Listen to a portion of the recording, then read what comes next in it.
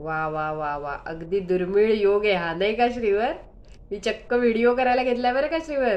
तू वाचतोस म्हणून. असतोस काय, खरंच व्हिडिओ चालू केलाय तू. आणि वाचताना फार कमी वेळा दिसतोस. कोणतं पुस्तक वाचतोस? संस्कृतचं. का बरं, परीक्षा आहे का? नाही. झाला ना पेपर ह्या पुस्तकावरचा? हो. मग पाठ झालंय हे सगळं? हो. मग काय चित्र आणि त्याच्या खाली संस्कृत नावं आहेत ना? होय. मग मराठीत नाव विचारलं तर संस्कृत नाव सांगू शकतोस तू? होय. नक्की? हो.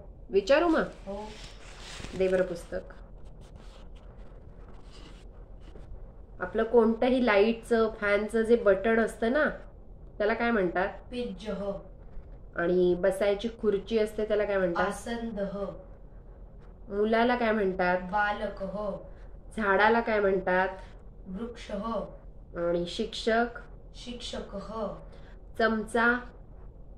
चमसः. बरोबर आहे. पाणी प्यायचं ग्लास? चषकः. आणि आमटीची किंवा ताकाची वाटी? कंसः.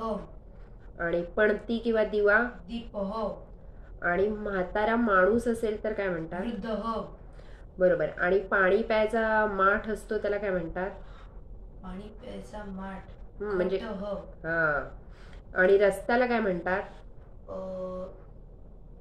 नाही माहिती. मार्गः. मार्गः. कावळ्याला काय म्हणतात?